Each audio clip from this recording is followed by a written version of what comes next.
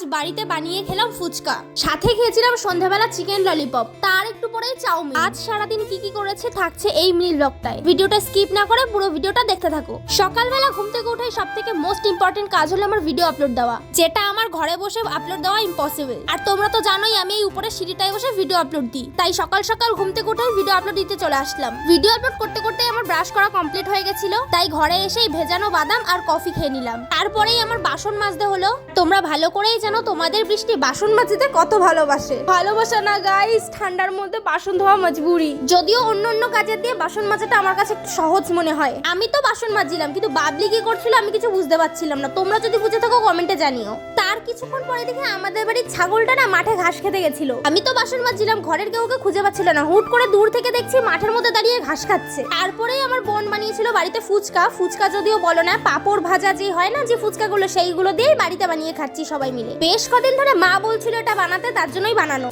শুধু এই ফুচকা বলে না, আমি দোকানের বানানো ফুচকা বা কেনা ফুচকা আমি সব ফুচকাই 20 টাকার বেশি খেতে পারি না। আর সত্যি কথা বলতে ফুচকাটা আমার সেরকম পছন্দও না। আমি তো আয়নার সামনে দাঁড়িয়ে একটু ক্যাট মারছিলাম, হঠাৎ করে দেখি আমাদের বাড়ির ছাগলটা আর আমাদের বাড়ির গরুটা এসে গেছে। আর আমাদের ঘরে যেহেতু কোথাও রোদ পড়ে না, তাই মা ভাতের থালা নিয়ে একদম জানলার ধারে এসে বসেই ভাত খায়। বিকেল হয়ে যায়, আমি আবার ভিডিও আপলোড দিতে উপরে চলে আসি। এখন তো এখানে মাঠে ছেলে পেলে খেলছিল, কিন্তু সকালবেলা এখানে বসে ভিডিও আপলোড করতে বেশ দারুণ লাগে। সব জায়গা ফাঁকা আর শীতকালের সেই মিষ্টি রোদ ভীষণ সুন্দর লাগে। আর আমাদের বাড়ি যেহেতু মাঠের মধ্যেখানে পুরো, তার জন্য দেখতে ভীষণ সুন্দর লাগে। বাবা মা কেউ বাড়িতে ছিল না।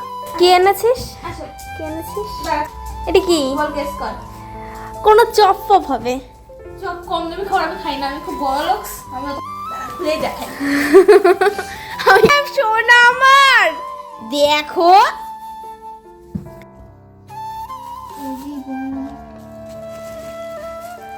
এই যে কি ঐতিহাসিক মুহূর্ত চলছে দিদি। আজ কত বছর পর আমরা খাইয়ে দিচ্ছে। আমি বলি এখন তো ক্যামেরা ধরা শিখলো না, আমার ক্যামেরাম্যান ছিল, তারপর ক্যামেরা ধরা শিখলো না।